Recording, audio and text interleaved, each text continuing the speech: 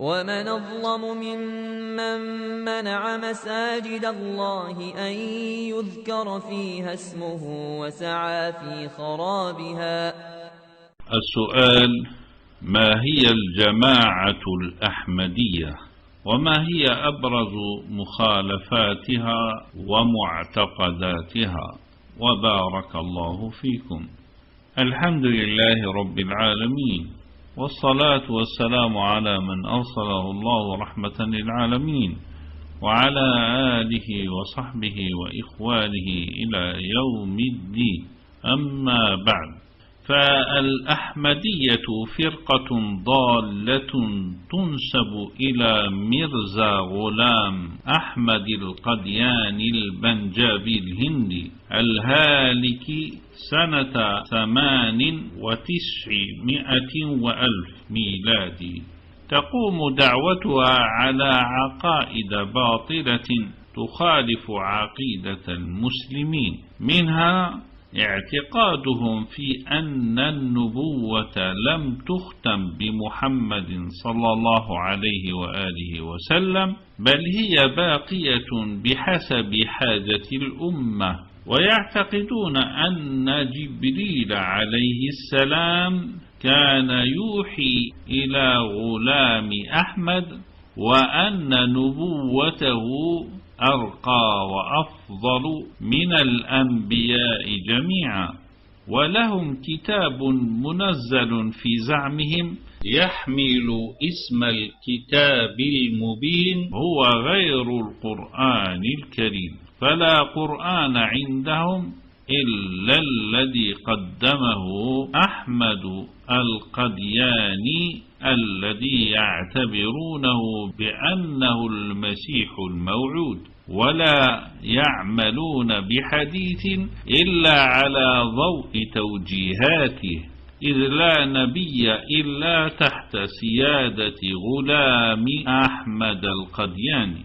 فالفرقة الأحمدية على الرغم من ادعائها الإسلام ظاهرا، فإن تأثرهم بالمسيحية واليهودية والحركات الباطنية لا تخفى على متبصر بسلوكهم وعقائدهم.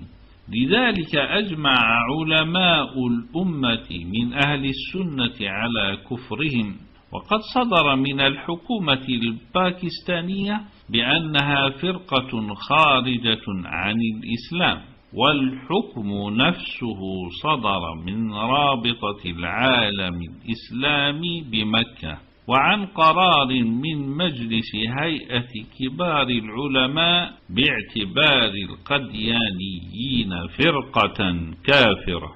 ومن موجبات تكفيرهم إنكارهم ختم نبوة محمد صلى الله عليه وآله وسلم كما تقدم، وادعاؤهم لنبوة غلام أحمد، وتفسيرهم للقرآن والسنة بتفسيرات باطنية، وإلغاؤهم الحج إلى مكة، وتحويل المناسك إلى قديان، حيث يعتقدون أن قاديان أفضل من مكة والمدينة، وأرضها حرم، وهي قبلتهم وإليها حجهم.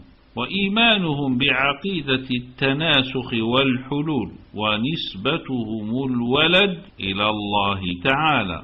ومن عقيدتهم أيضا تكفيرهم لكل المسلمين إلا من دخل في القديانين، ونسخهم لفريضة الجهاد خدمة للاستعمار، فضلا عن استحلالهم للمسكرات والأفيون والمخدرات ونحوها. هذا وللقديانيين نشاط موسع، لهم مهندسون وأطباء ودعاة متفرغون للدعوة إلى ضلالهم، ولهم قناة فضائية باسم التلفزيون الإسلامي. يلاحظ لهم نشاط مكثف في إفريقيا والدول الغربية بتدعيم الجهات الاستعمارية، لذلك ينبغي تحذير المسلمين من عقيدتهم ونشاطهم لما يحملونه من ضلالات وأفكار منحرفة وعقائد فاسدة حتى لا يغتر بهم المسلمون، والعلم عند الله تعالى. وآخر دعوانا أن الحمد لله رب العالمين، وصلى الله على نبينا محمد وعلى آله وصحبه وإخوانه إلى يوم الدين وسلم تسليما. حمد الإله واجب لذاته، وشكره على علا هباته. نحمده سبحانه ونشكره، ومن ذنوب سالفت نستغفره.